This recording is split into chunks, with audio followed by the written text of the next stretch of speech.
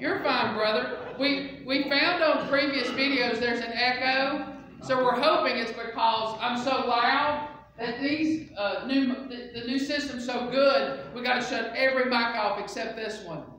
The choir and pulpit mics are muted now. Okay. And I'm live. All right. Well, good to see each and every one of you. And I know Gina hit record, so Brother Glenn will get a minute of my rambling. We love you, Brother Glenn. Good evening. Guess what, guys? You need to take a big, deep breath. We have went through the entire book of Genesis in 3 weeks. That's a lot. But that's what a survey does. We want to get the overarching themes of books of the Bible, but be able to move through them pretty quick.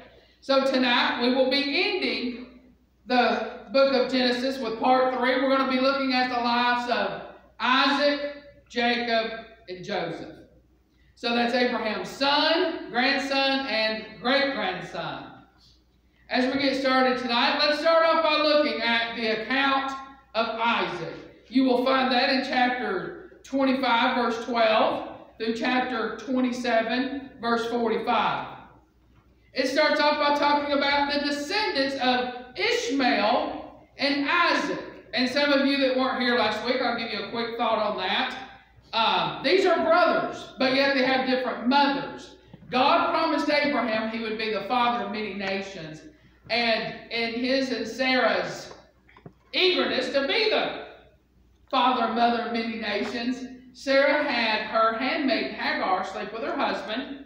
And here come Ishmael, which isn't Ishmael's fault, was Hagar's fault. So God protected them. But we're going to see that God's promise is passed to Isaac and not Ishmael, the second son, the promised son from Sarah. But we see here that Ishmael himself has 12 tribal descendants listed in these chapters and verses. Isaac's descendants are limited to his twin sons, Esau and Jacob. The main point being the circumstances of their birth is what you see here, because their birth is kind of humorous. Rebekah, which is Isaac's wife, was barren, and with divine intervention became pregnant.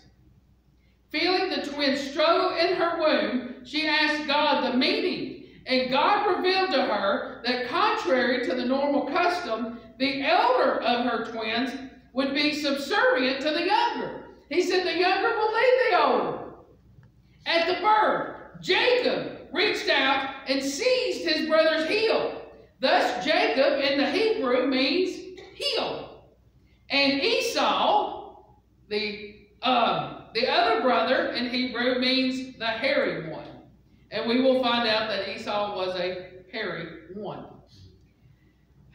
But if you had siblings, there was a struggle. If you got a sibling, there's a struggle. At least theirs wasn't as bad as Cain and Abel, but it's still pretty bad. Jacob, even though he was the promised son, believe it or not, Jacob was known as a conniver, even in the womb. And he seized his mother's favoritism, and with her help, robbed his brother of his birthright. A birthright usually allotted the elder son 2/3 of the father's estate, with the other son or sons getting 1/3. So, if you had 5 kids, the oldest son got 2/3, and the other 4 boys had to split 1/3. There was a prominence in being the elder son. You received the lion's share, the birthright. We see this in Deuteronomy 21:17. Moses writes that he must acknowledge the firstborn, the son of the neglected wife, by giving him 2 shares of his estate. For he is the first fruits of his virility. He has the rights of the firstborn. So the firstborn, biblically, had rights. Jacob, though, called his brother in a moment of weakness, being famished, and offered his brother a bowl of stew for his birthright, which Esau agreed to. Esau didn't see a lot of value in his birthright. He sold it for a bowl of stew. next thing we learn about is Isaac and Abimelech. And that is chapter 26, verses 1 through 33. Being the bearer of covenant privileges, Isaac, like his father Abraham, was tested by God. A famine had came, and Isaac, like his father, went to Egypt for help. God diverted Isaac to reside among the Philistines at Gerar. And Abimelech, probably the son of the Abimelech known to Abraham that we learned about 2 weeks ago, he seen Rebekah and wanted to add her to his harem. Just like Abraham, to save his life, Isaac told Abimelech that Rebekah was his sister, not his wife. The ruse was discovered before any harm was done. Abimelech saw that Isaac was blessed by God, and Abimelech protected Isaac. Abimelech joined Isaac and was blessed through Isaac, just as the Abrahamic covenant said. If you don't remember the Abrahamic covenant, God told Abraham, he said, listen, I'm going to bless those that bless you, and I'm going to curse those that curse you. So we see here immediately in effect that Abimelech blessed Isaac. So guess what? God blessed Abimelech. And now we see the birthright, but even after the birthright, there's a struggle over the blessings. And these are two different things. The birthright covered material estate, like plots of land and things like that. But the blessing was spiritual in nature. It was the prayerful transmission of hopes and dreams and divine promises. Like the birthright, the blessing normally went to the elder son. So Esau, though he sold his birthright, was still heir to Isaac's blessing. Rebekah and Jacob tricked Isaac to legally transferring the blessing to Jacob rather than Esau, by having Jacob put on hair and pretend to be Esau because Isaac's vision was almost gone. Remember, Esau's the hairy one. So they put all this hair on Jacob, and his mother said, go in there to your father. He won't tell the difference. And when Isaac reached out and he felt Esau. And he laid his hands upon Jacob here, and he gave him the blessing. But just as God took care of Ishmael, God also took care of Esau and promised him someday he would enjoy prosperity and independence. This did not calm Esau down, though, and he vowed that one day he would take vengeance against his cheating brother. Now, I'm going to put this in layman's terms, but Esau was a hunter. Esau was rugged. Esau was a killer. Jacob was a mama's boy. So Jacob is now scared for his life. He knows brother's coming to get him. So now we've seen Isaac. He's there at his old age. He's blind. So now let's go into the account of Jacob, which is Genesis chapters 27, verse 46 through chapter 37, verse 1. Let's look at the blessing of Jacob and Aram. Isaac and Rebekah sent Jacob to Aram, which is Rebekah's homeland, to get away from Esau, but also to find a wife. Jacob, he fell in love with Rachel. And listen, he worked out a marriage arrangement with her father Laban. For 7 years' labor, Laban said Jacob could have the hand of Rachel.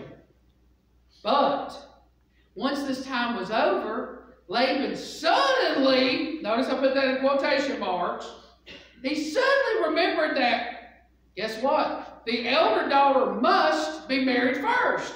So he can't have Rachel because Leah is still not married. So guess what? So Jacob married Leah rather than Rachel. But Laban, listen to how generous he is. But Laban said that Jacob could, if he wanted to, could serve another 7 years and marry Rachel. So Jacob did. Whew. Boy, oh boy. The conniver got connived, didn't he? Jacob, he got tricked, just as he tricked his brother. There's an old saying that you probably know, because you're from these parts like I am. What goes around comes around, right?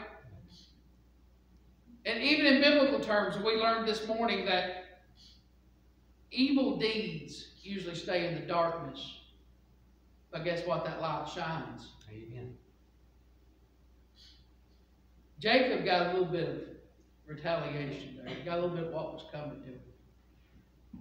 But let's look at Jacob's children. The Lord blessed Leah with children and withheld them from Rachel. Now, time out. Have you seen what God's done so far?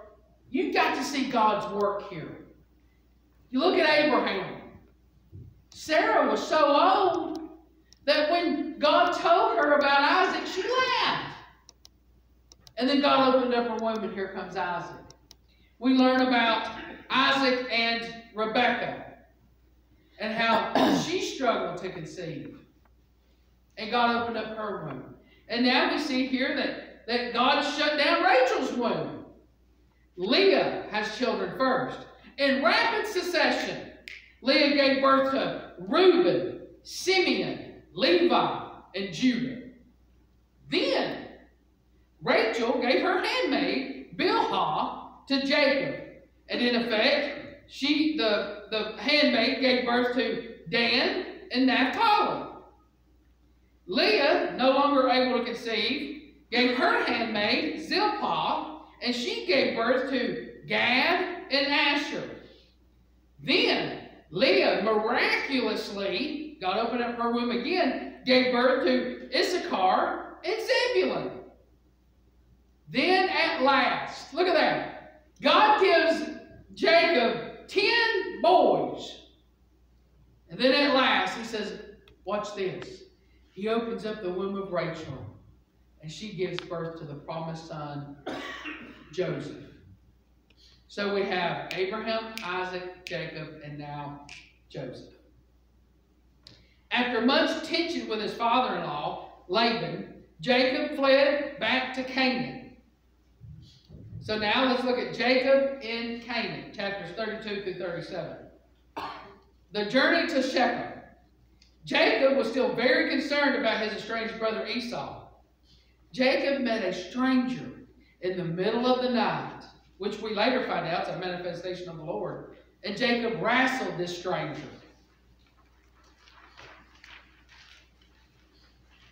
It is after this that God changes the name of Jacob to Israel.